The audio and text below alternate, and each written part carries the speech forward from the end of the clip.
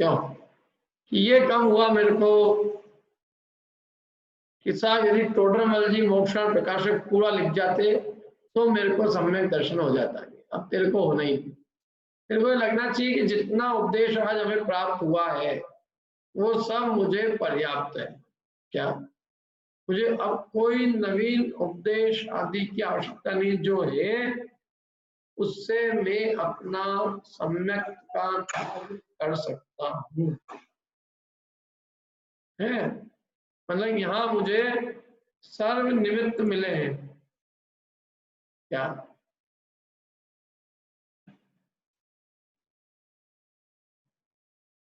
इसलिए अब क्या करना चाहिए? देखो अब ये सोचता है, क्या सोचता है? इसलिए मुझे इन बातों को बराबर समझना चाहिए। क्या करना चाहिए? अब मेरे को इन बातों को बराबर समझना चाहिए। क्यों समझना चाहिए? क्योंकि इनमें तो मेरा ही प्रयोजन भाषित होता है। किसका प्रयोजन है बताओ? हम जो भी काम करते हैं इनसे किसका प्रयोजन है भाई? हमारा खुद का, हमारी निज आत्मा का। क्या ये मेरे लिए है? ये सारी बातें, ये जो कुछ भी कहा जा रहा है इससे मेरा खुद का निज का प्रयोजन सिद्ध होता है, इसमें मेरे ही प्रयोजन भाषित होता है। और ऐसा विचार कर जो उपदेश सुना उसके निर्धार करने का उद्यम किया। जो भी कुछ उपदेश सुना उसके निर्धार मैंने निर्णय करने का क्या किया? उद्यम किया। अब ये जो उपदेश सुना उसके निर्णय करने का उद्यम किया, तो ये कहां तक पहुंच गया? मतलब समझ लो प्रायोग में प्रवेश कर लिया इसने। जो कुछ उपदेश सुना और ये भाव उत्पन्न हुए क्या हो मुझे तो इन बातों की खबर ही नहीं, मैं तो भ्रम से भूलकर प्राप्त पर्याय ही में तन्मय हुआ। ये बहुत बड़ा अच्छा पॉइंट है। जिसको लगता है मैं इस प्राप्त पर्याय में तन्मय था, ऐसा लगता था इतने ही काल का मेरा जीवन है, जबकि मैं तो अनादि अनंत हूँ और इस पर्याय की तो थोड़े ही काल की स्थिति है और यहाँ मुझे सर्वनिमित्त मिले हैं। इसलिए मुझे इन सब बातों को बराबर समझना चाहिए, क्योंकि इनमें तो मेरा ही प्रयोजन भाषित होता है। और ऐसा विचार कर जो भी उपदेश सुना उसके निर्धार उन्हें निर्णय करने का उद्यम किया। कहां तक आ गया है? समझ लो प्रायोगिक तक आ गया। अब इतना आ गया, लेकिन इतने से काम नहीं हो जाएगा। इतना तक तो चलो अपन आ गए, लेकिन अब इसके बाद का काम और है। क्या है? निर्धार करने का उद्यम किया है, लेकिन अभी निर्धार हुआ नहीं है। निर्णय करने का उद्यम चालू किया है, लेकिन अभी निर्णय नहीं हुआ। तो जब तक निर्णय नहीं होगा तब तक वो प्रायोगिक में कहलाएगा। और जब निर्णय होना चालू हो जाएगा तो करण लब्धि में कहा जाएगा। अब देखो निर्णय कैसे होता है? निर्णय के लिए क्या क्या टूल्स चाहिए, क्या क्या सामग्री चाहिए जिससे निर्णय होता है? तो सबसे पहले तो काम हम उद्देश्य, लक्षण, निर्देश और परीक्षा द्वारा उनका निर्धार होता है। तीन चीजें कही, उद्देश्य, लक्षण, निर्देश और परीक्षा। अब उद्देश्य क्या है इसमें? इसलिए पहले तो उनके नाम सीखे, वो उद्देश्य होगा। जैसे अपन ने जीव, अजीव, आश्रम, बंध, संवरण, निर्जरा, मोक्ष, ये 7 तत्व के नाम याद किए, 6 द्रव्य के नाम याद किए, हे उपाधि क्या है ये अपन ने रटा। ये सब याद करना क्या कहलाया? उद्देश्य हुआ। ये क्या हुआ? ये अपना उद्देश्य। तो ये अपन ना सबसे पहली स्टेज है ये। यदि अपने को याद भी नहीं आज कोई चीज, तो अपन क्या तो उसके लक्षण जानेंगे ना, क्या उसकी परीक्षा करेंगे। पहले तो नाम तो सीखे। जिनको 7 तत्व का नाम भी याद नहीं है और दुनिया भर की चीजें याद है, और उनसे अपन ये अपेक्षा करें कि इनको सम्यक की प्राप्ति हो जाएगी, तत्वार्थ का श्रद्धान हो जाएगा, तो मुश्किल है भैया। क्या? क्योंकि यदि दुनिया की चीजें याद है और तत्व के नाम याद नहीं है, तो तत्व के नाम ही जब याद नहीं है तो तत्व का श्रद्धान क्या होगा? पहले नाम तो याद हो। हाँ? और कई लोग कहते हैं पंडित जी हमको याद नहीं रहता। अच्छा याद नहीं रहता तो दुनियादारी की चीजें, तुम 1 लाख रुपए दे दो मेरे को, याद नहीं रहता तो दो, मरते हम तो याद रहेगी तुमको कि पंडित को हमने 1 लाख दिए थे। क्या मरते मरते क्या हो गया, वो पंडित छीन गया 1 लाख धर्म के नाम पे। याद नहीं रहती है। 10 रुपए तो देके देखो, फिर देखो अपनी मेमोरी की परीक्षा आ जाएगी कितनी याद रहती है। दूध वाले को 10 रुपए का उधार छोड़ देना, क्या छोड़ के देख लेना, याद नहीं रहती। याद रहती नहीं है कि याद करते नहीं है, याद रखने योग्य समझते नहीं है, समझते ही नहीं है। साथ हाँ, प्रयोजन भूत स्वर पर का करते अपन तो बस प्रयोजन भूत स्वर। अच्छा नोट लेना देना ये भी प्रयोजन भूत है तेरा, ये सब याद क्यों? माल अच्छा बुरा सब चीजें प्रयोजन भूत है, बस एक 7 तत्व के नाम ही अप्रयोजन भूत है। ऐसे महापुरुष लोग हैं दुनिया में, क्या कर। तो हम कह रहे हैं कि अभी उनकी दिल्ली दूर है। क्या सबसे पहले कम से कम नाम सीखे तो वो उद्देश्य हुआ, और फिर उनके लक्षण जाने, ये लक्षण निर्देश हुआ। क्या लक्षण जाने, जैसे हमने जीव का नाम सीख लिया, तो जीव का लक्षण बताओ, जीव का लक्षण क्या है बताओ। आश्रम नाम आपने याद कर लिया, मैं आपसे पूछूंगा क्यों, आश्रम का लक्षण क्या है, बंध का लक्षण क्या है, संवर का लक्षण क्या है, बताओ कौन बताएगा। आश्रम का लक्षण क्या है, चल तत्व शुद्ध के पाठी उन सबसे पूछता हूँ, आश्रम का लक्षण क्या है बोलो।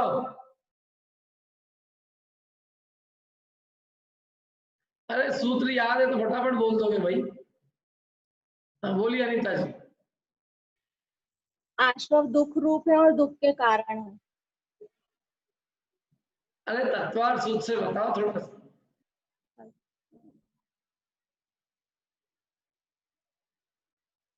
बंध भी दुख रूप है और दुख का कारण है।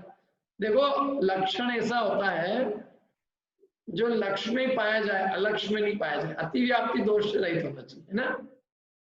बंध का भी वही लक्षण हो जाएगा, दुख रूप तो वो भी है, दुख के कारण वो भी है।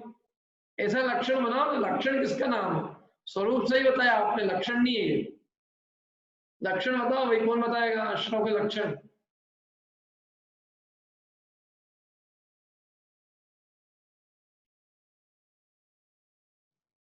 बोलो पूर्वी।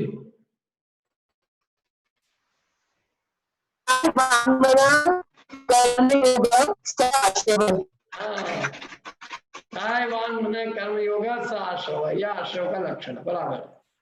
चलो संवर का लक्षण।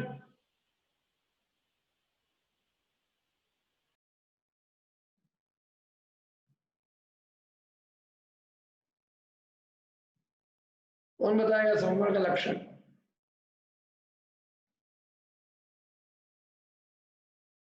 देखो अभी अपने को लक्षण ही नहीं मालूम हो गए तो हम क्या तो परीक्षा करेंगे, पहले लक्षण जाने क्या इनके लक्षण है, संवर का लक्षण क्या है। हाँ, बोलो अखिलेश। आश्रव निरोध संवर। हाँ आश्रम निरोध संवर है, संवर का लक्षण हो गया। बढ़िया, जानवी जी ने भी हाथ खड़ा किया तो उनको भी आता होगा क्या। देखो और आश्रम है ना, ये संवर का लक्षण हो गया। ऐसे ही मोक्ष का भी लक्षण दिया 9वें अध्याय, दिया कि नहीं दिया। सबके लक्षण है। जीव का लक्षण बताओ चलो, कौन बताएगा जीव का लक्षण।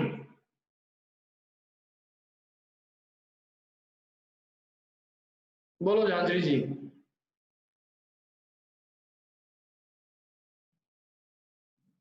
उपयोगो लक्षण। हाँ उपयोगो लक्षण, बहुत बढ़िया। उपयोग जीव का लक्षण है बस।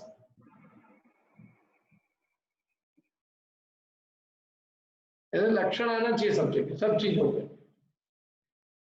बृहद्रथ संग्रह में भी सबके लक्षण दिए एक एक चीज के,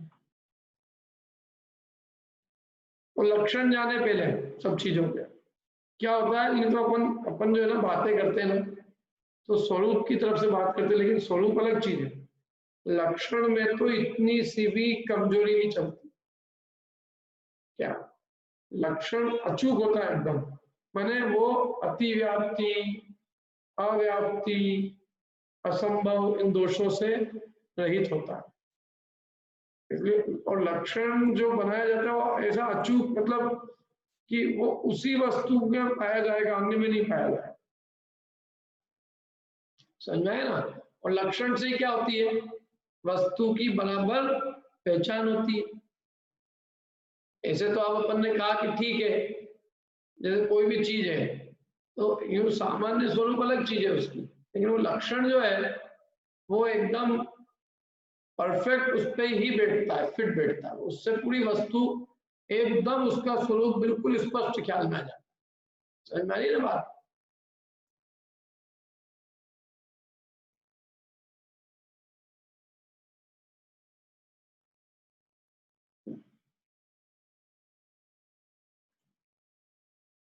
हाँ बोलिए निधि जी। भैया जैसे आत्मा का लक्षण अगर ज्ञान दर्शन कहेंगे तो क्योंकि वस्तु में इतने सारे गुण हैं कि किसी और गुण को लक्षण बना दें तो नहीं चलेगा ऐसे। उपयोग में सब आ गया ना, उपयोगो लक्षणम, ये कैसे है? चेतना भी लक्षण है आत्मा का, जीव का। चेतना का व्यापार को लक्षण बनाया है। चेतना का जो व्यापार है ना, उससे वो व्यापार से पकड़ में आता है। चेतना मेरे भीतर है लेकिन उसका व्यापार दिखेगा तो वो प्रकट कहलाएगा। अंतरंग की चेतना का व्यापार नहीं होगा तो वो प्रकट कैसे होगा? लक्षण ऐसा होना चाहिए जो व्यक्त हो, तो उपयोग जो है वो व्यक्त होता है।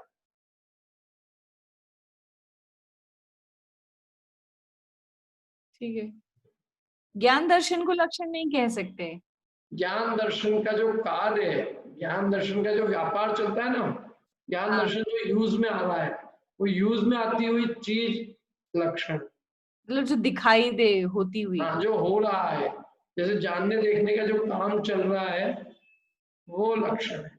अभी मैं कह दूं टेबल में भी ज्ञान है, आपको सिद्ध करना पड़ेगा ना कि इसमें जानने का काम चल रहा है, तो जानने के काम चलने से वो जीव जाना जाता है कि जीव, जिसमें जानने देखने का व्यापार चल रहा है वो जीव, ठीक है। और वो व्यापार का ही नाम उपयोग, जानने देखने का जो व्यापार है उसका नाम उपयोग है। ठीक है? ठीक है।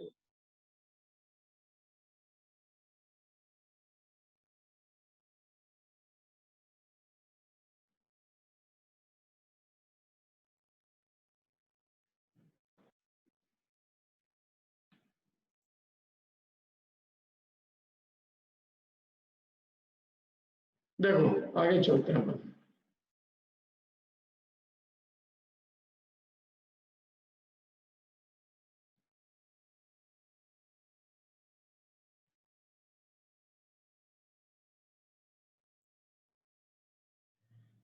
और लक्षण की परिभाषा मालूम है किसी को? बताओ।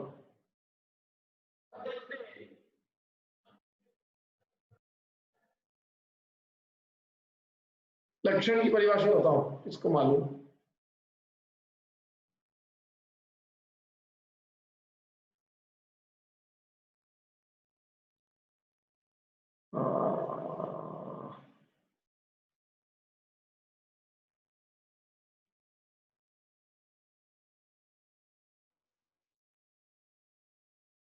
लक्षण की परिभाषा मालूम है? अच्छा, बहुत लोगों ने हाथ खड़ा किया, मेरे तो आश्चर्य भैया, इतनी मेरे को उम्मीद ही नहीं थी। क्लास वाले लोग तो ठीक है, बोलिए राजन जी। जो लक्ष्य में तो पाया जाए और अलक्ष्य में ना पाया जाए। अरे ऐसा नहीं है। और कोई?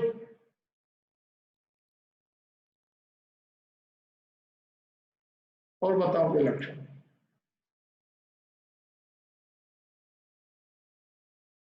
हाँ बोलिए अनुराधा जी।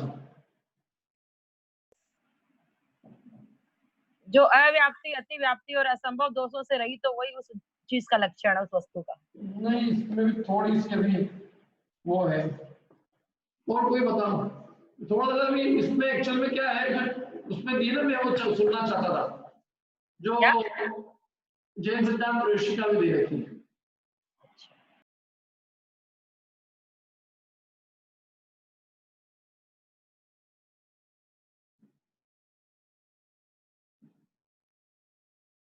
सिद्धांत प्रकाशिका में जो डेफिनेशन दे रखी है वो 1 मिनट कौन बताएगा? 1 मिनट मैंने क्लास में बताई है तो क्या थोड़ी सी ये सब बराबर है, लेकिन इनमें क्या है, इनमें लक्षण का मतलब परिभाषा होता बराबर इन दोषों से रहित हो, लेकिन जो चाहता हूँ सुनना वो नहीं आता।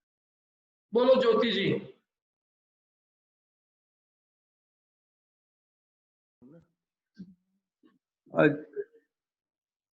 जो लक्ष्य पता है वो लक्षण? नहीं नहीं नहीं नहीं। बोलो अनीता जी। अनेक मिले हुए पदार्थों में से जुदा करने वाले हेतु को लक्षण कहते हैं। हाँ, परस्पर मिली हुई अनेक वस्तुओं में से किसी एक वस्तु को जुदा करने वाले हेतु को लक्षण कहते हैं। क्या कहा? लिख लो ऐसा, लिखो जल्दी से अच्छे से। परस्पर मिली हुई अनेक वस्तुओं में से किसी एक वस्तु को जुदा करने वाले हेतु को लक्षण कहते हैं, है ना? मिली हुई है, जैसे जीव और अजीव मिले हुए हैं, अब अपने को जीव को जुदा करना है, तो जुदा करने का जो हेतु है जिससे हम जीव को जुदा अनुभव कर सकते हैं, वो हेतु ही जीव का लक्षण है। तो हेतु यही है, जैसे ज्ञान दर्शन का जो व्यापार है, तो वो ज्ञान दर्शन का व्यापार जीव में ही है, जीव को छोड़कर अन्य में नहीं है। तो ये लक्षण हो गया ना, क्योंकि ये अब यदि दूसरे में भी पाया जाएगा तो अलग कैसे करोगे आप?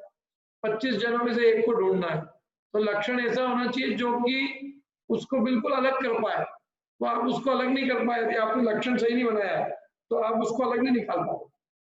ऐसे देह और आत्मा मिली हुई अनादिकाल से, तो आप लक्षण सही बनाओगे तो आत्मा को अलग से पहचान लोगे, और नहीं तो देह और आत्मा को मतलब लक्षण सही नहीं बनाया तो देह को ही आत्मा मानने लग जाओ। समझ में आई कि नहीं पाया? आत्मा में जो जानने देखने का व्यापार है वो जीव में ही पाया जाता है। जानने देखने का व्यापार जीव को छोड़कर और किसी में नहीं पाया जाता, वो जीव का लक्षण। जैसे पुद्गल का लक्षण, जिसमें स्पर्श रस गंध वर्ण पाया जाए, वो पुद्गल में ही पाया जाता है। देह का पुद्गल का लक्षण क्या है? जिसमें स्पर्श रस गंध वर्ण, इससे जाना जाता है कि पुद्गल है। पुद्गल अचेतन है, जड़ है, और जीव अरूपी जीव चेतन है। जीव चेतन है, पुद्गल जड़ है। इनसे हम दोनों का भिन्न भिन्न जान लेते हैं, क्योंकि जीव के स्वरूप से विपरीत लक्षण वाला पुद्गल है, लक्षण वाला नहीं है। जीव के स्वरूप से विपरीत स्वरूप वाला पुद्गल है, क्योंकि पुद्गल का लक्षण स्पर्श रस गंध वर्ण है और जीव का स्वरूप है चैतन्यमय। तो चैतन्य से विपरीत तो अचैतन्यमय हुआ, तो पुद्गल भी अचेतन है, लेकिन धर्म अधर्म आकाश काल भी क्या है? अचेतन है। इसलिए अचेतनता और पुद्गल का लक्षण नहीं है। अचेतनता वो सभी अजीव द्रव्य का लक्षण है, लेकिन पुद्गल का अलग से लक्षण बनाना है। पुद्गल का अलग से लक्षण बनेगा जिसमें स्पर्श रस गंध वर्ण हो, वो पुद्गल का लक्षण। स्पर्श रस गंध वर्ण बनता पुद्गला, ये पुद्गल का लक्षण। समझ में आ रही कि नहीं आ रही बात? क्योंकि यही तो गड़बड़ करते हैं हम। अधिकांश लोग लक्षण बनाने में गलती करते हैं। परीक्षा क्या होगी ढंग से? लक्षण ही नहीं बनाओगे तो तुमने लक्षण कुछ और ही बना लिया, भटकते रहोगे। लक्षण प्रॉपर बनाओ। क्या लक्षण? संवर का लक्षण क्या है?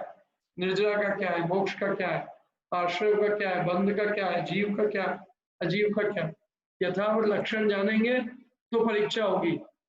इसलिए लक्षण जाने पहले, और फिर लक्षण जानने के बाद फिर ऐसा संभवित है कि नहीं है, ऐसे विचार सहित परीक्षा करने लगे। क्या फिर ये विचार है ये जो लक्षण बताया है वो सही है कि नहीं है, ऐसा संभव है कि नहीं है, क्या ये सब विचार करें, उस विचार का नाम क्या है? परीक्षा। जो लक्षण बताया है जीव का बराबर यही है कि नहीं है, जैसे जीव और पुद्गल को भिन्न भिन्न बताया, भिन्न भिन्न बताने के लिए उनके लक्षण बताया, तो लक्षण की अपने अंदर परीक्षा करें, जांचे कि ये लक्षण सही है कि नहीं है। तो लक्षण सही दिखाई दे उससे अपने को भिन्न अनुभव करें। पुद्गल का लक्षण जान के पुद्गल को भिन्न अनुभव करें, अपने को पुद्गल को भिन्न भिन्न अनुभव करना, दोनों के भिन्न भिन्न लक्षण जान के, ये परीक्षा है। क्या? तो मतलब जो बताया है केवल ऐसा नहीं, क्या कि आपने वो जो है ना बाबा वाक्य प्रमाणम, तो वैसे काम नहीं चलेगा यहाँ। क्या यहाँ तो परीक्षा करने वाला जीव सम्यक को प्राप्त कर पाएगा, क्योंकि परीक्षा करने में अपने उपयोग की एकाग्रता आदि चाहिए, और परीक्षा करने पर ही निर्णय होता है, और निर्णय होने को ही सम्यक आ जाता है। इसलिए परीक्षा करना आवश्यक है।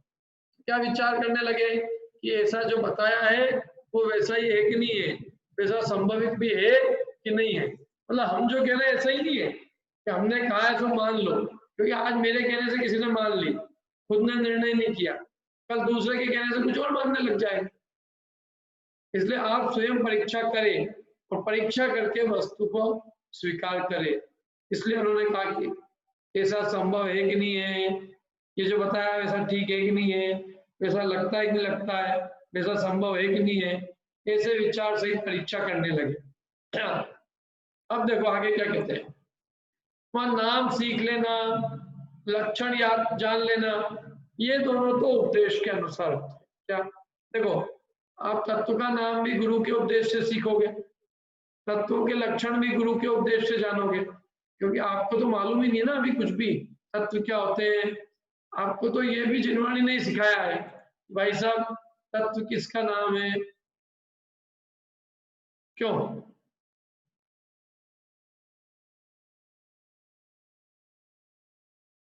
मैंने 7 तत्व के नाम भी आपको जिनवाणी ने याद कराए हैं, और आपको ये जिनवाणी नहीं बताया है कि हे जीव तू दुखी है तो तेरे दुख दूर करने का उपाय ये है, और मोक्ष का उपाय सम्यक दर्शन ज्ञान चाहिए थे। तो सम्यक दर्शन 7 तत्व का श्रद्धान है। मैंने आपको कितना तैयार कर करके दिया जिनवाणी, सोचो तो सही कभी है। कोई डॉक्टर ये भी बताए घर बैठे, अरे आपको बीमारी है, ये भी बताए बीमारी का इलाज ये है, यही बताए परहेज क्या है, यही बताए क्या क्या दुख हो रहे हैं, और आपका इलाज भी करे और पूरा ध्यान रखे, और आपके आखिरी तक आपको निरोगी बना के निःशुल्क में कर जाए। तो बोलो इससे परम हो वेद्य और कौन होगा। हमारे यहाँ पे मेरे घर पे अभी थोड़े समय पहले एक सज्जन आए थे, डॉक्टर थे, बहुत अच्छा आए स्पेशलिस्ट, बहुत बड़े अहमदाबाद के। और आप लोग जब जानते हैं डॉक्टर भरत जैन को, उज्जैन के भरत जी है उज्जैन में, वो भी आए के डॉक्टर है वो। तो वो लेके आए थे उनको, तो वो बता रहे थे पूरा, मतलब वो आए तो इसीलिए थे कि भाई मेरे को धर्म जानना समझना है, सब करना है। तो फिर जैसे थोड़ी देर बाद वो बोला अपना समय हो गया, अब मेरे को एक पेशेंट से मिलने जाना है। तो वो पेशेंट को क्या हुआ कि वो पेशेंट उनके पास आया था आँख के ट्रीटमेंट के लिए, और उनको कुछ लगा था इसको कुछ शायद कुछ प्रॉब्लम है, तो उन्होंने जो दवाई दी थी वो कैंसर की दवाई थी, और कुछ सालों बाद उसका डायग्नोज हुआ तो उसको कैंसर निकला। तो जब कैंसर निकला तो डॉक्टर ने कहा कि आप अभी तक ये जो गए नहीं हो ना, आप बचे हो ना, ये जो आप दवाई ले रहे हो ना, जो मेडिसिन, ये मेडिसिन एक कैंसर की थी। तो आप अपने आप स्वाभाविक रूप से आपकी किस्मत से आप बच गए, और फिर उनका कैंसर का इलाज हुआ, वो ठीक भी हो गए। तो वो डॉक्टर को नमन करने आए कि भाई आपकी वजह से हम बच गए। क्यों बच गए? क्योंकि आपने तो हमको फ्री में ही कैंसर की दवाई दी थी, लेकिन वास्तव में वो कैंसर था और उससे हमारा कैंसर बढ़ा नहीं, कम से कम उसी स्टेज में रहा और क्योर हो गया। तो वो उनको भगवान जैसा मानता है, मालूम आप। वो डॉक्टर साहब को वो पेशेंट ऐसा मानते हैं बिल्कुल। मैंने फोन करके मेरे से बोले कि हम पंडित के वो डॉक्टर को घर पे ही लेने आएंगे, हम आपके घर से ही लेके जाएंगे, जो भी है मतलब। अब वो तो खैर बात तो वही देह की चालू हो गई, मतलब कि भाई देह के इलाज के लिए ये तो मतलब कोई व्यक्ति आपका इतना इलाज कर दे तो कितनी महिमा आती, जबकि डॉक्टर ने फीस भी ली हुई। मतलब देह के इलाज करने वाले के प्रति कितनी भक्ति, और आत्मा का इलाज करने वाले हमारे श्री गुरुओं ने हमसे क्या लिया बताओ।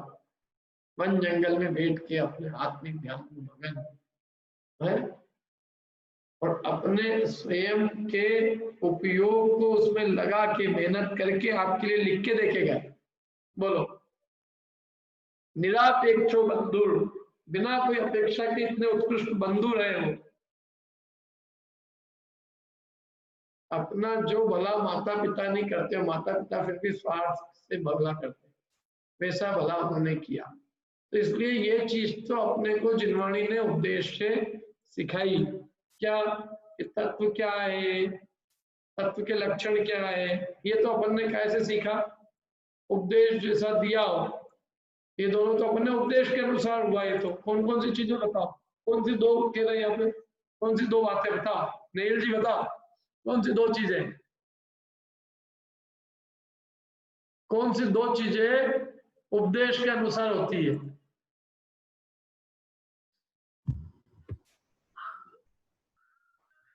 लक्षण जानना।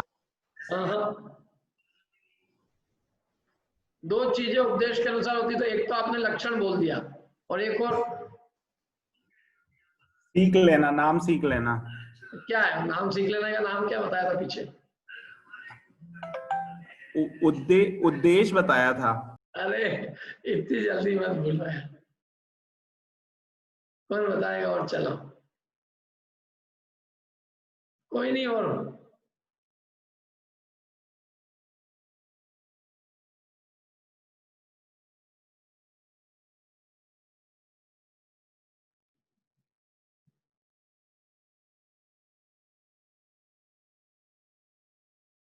बोलो निधि जी।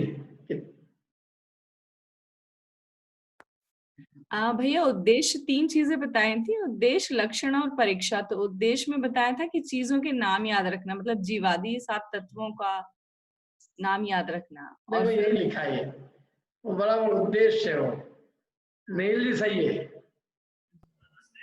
एक तो नाम क्या है? उद्देश्य, और एक है लक्षण निर्देश। वो लक्षण नहीं अकेला, लक्षण निर्देश क्या है?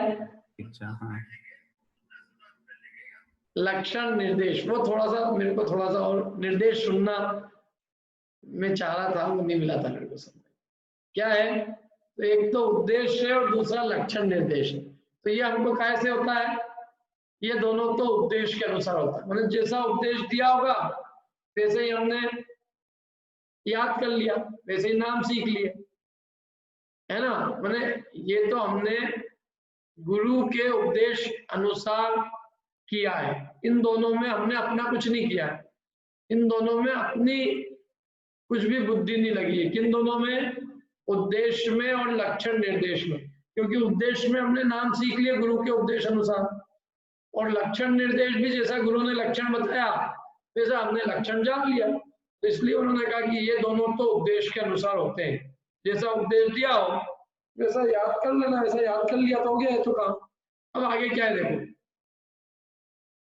तथा परीक्षा करने में अपना विवेक चाहिए। ये अपनी चीज चाहिए भैया। क्या नेल जी आप थके हुए हो क्या? कुछ क्या करना? परीक्षा करने में अपना विवेक चाहिए। माने उद्देश्य और लक्षण निर्देश, ये दोनों तो गुरु की आज्ञा अनुसार अपन ने जैसा हमने बताया वैसा याद कर लिया। अब वो तो एक बता के चले गए, अब परीक्षा कौन करेंगे? ये भी गुरु ही करवा दे। क्यों? आप ही बता दो।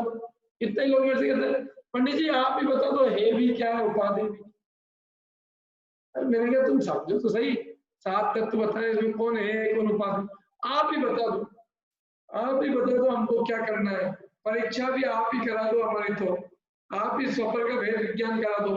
लेकिन मैं ही करा दूंगा तो उसका रस भी मैं ही चखूंगा, तुमको क्या रस मिलेगा? आप ही क्या करा दो, परीक्षा आप करोगे तो उसका निर्णय आपको होगा और उसका रसास्वादन आप करोगे। क्या समझ में ही नहीं बात? तो परीक्षा करने में क्या चाहिए?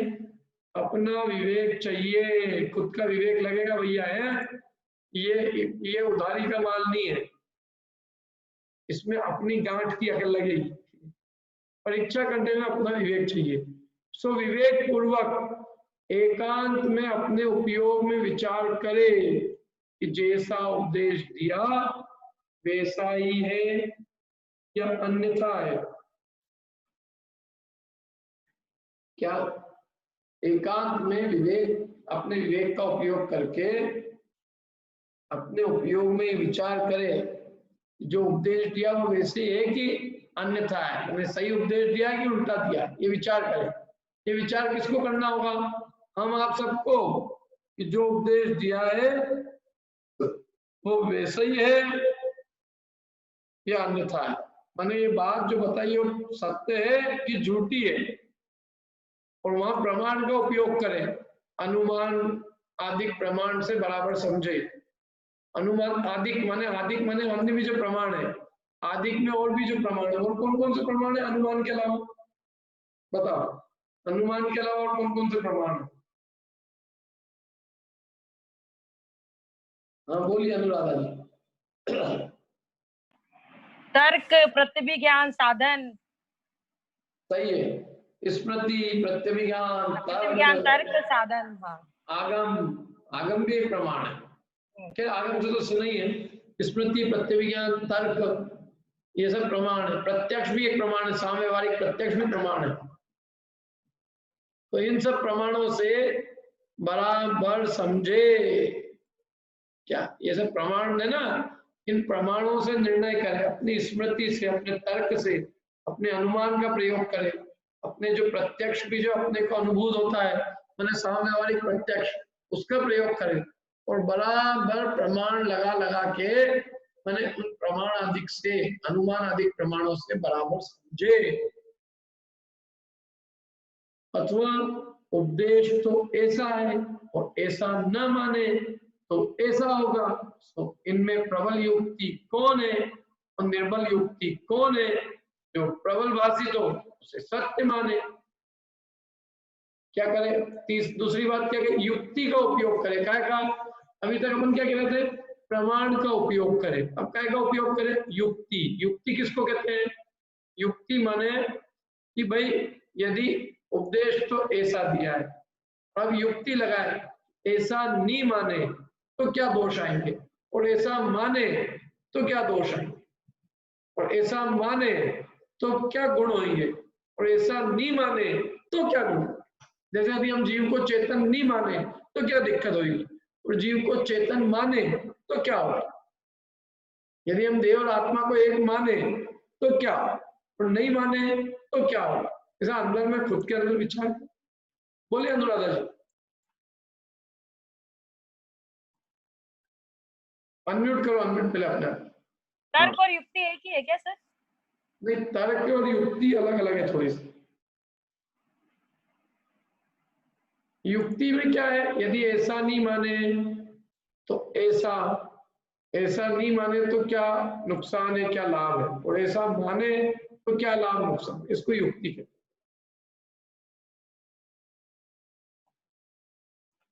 हाँ बोलो नहीं भाई। युक्ति मतलब लॉजिक बोल सकते हैं ना? हाँ बोल सकते, बोल सकते। जैसे अपने कंप्यूटर में होता है ना लॉजिकल पूरा ब्रेक वो बनता है, ऐसा पूरा सर्किट बनना चाहिए दिमाग में आपको। प्रबल युक्ति कौन है, और इसमें भी प्रबल तर्क कौन सा है, प्रबल युक्ति कौन सी है, प्रबल प्रमाण कौन सा है, प्रबल युक्ति कौन है। क्या जैसे किसी ने कहा भगवान का स्वरूप वीतरागी है, तो उसके लिए अपन ने अनेक तरह की युक्तियां दी, अनेक हेतु दी, अनेक युक्तियां दी। और अन्य मतलबी कहते नहीं, भगवान का स्वरूप तो जगत का कर्ता है, वो भी अपनी युक्ति देते। तो वे उनने कर्ता अर्ता में युक्ति दी, हमने अकर्ता में युक्ति दी।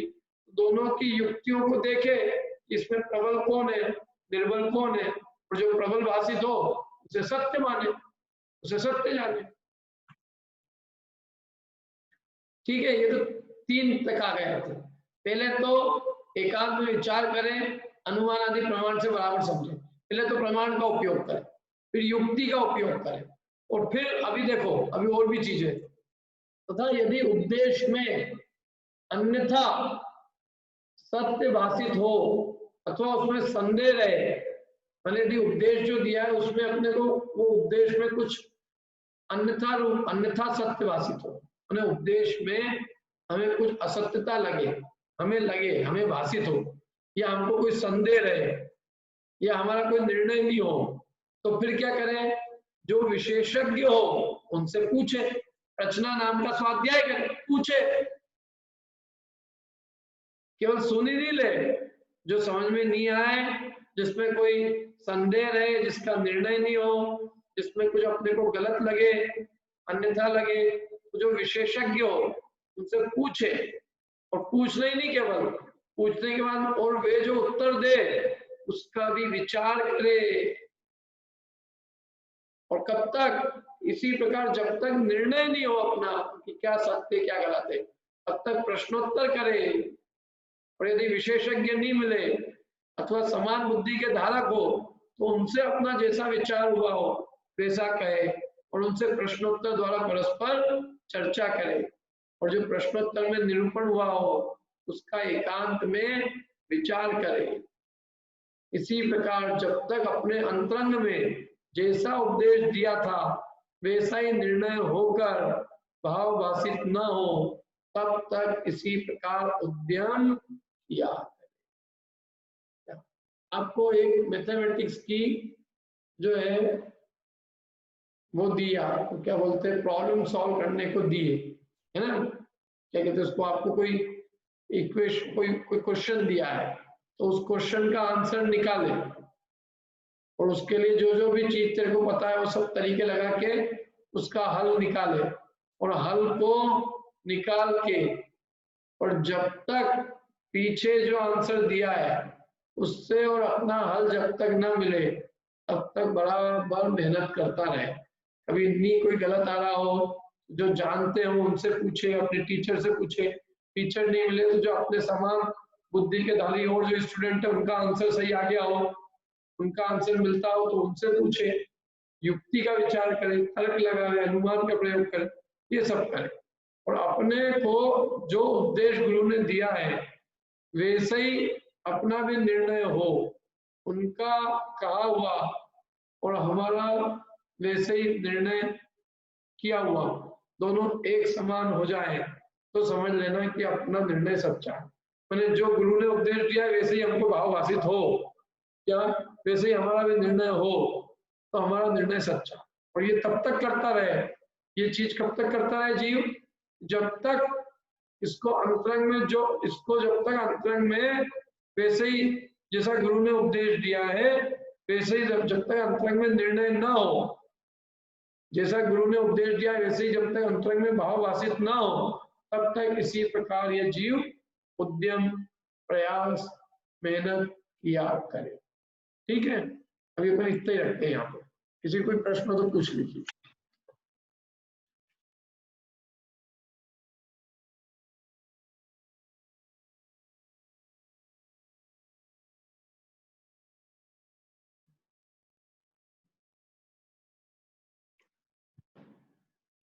जिनवाणी स्तुति कर लेते हैं।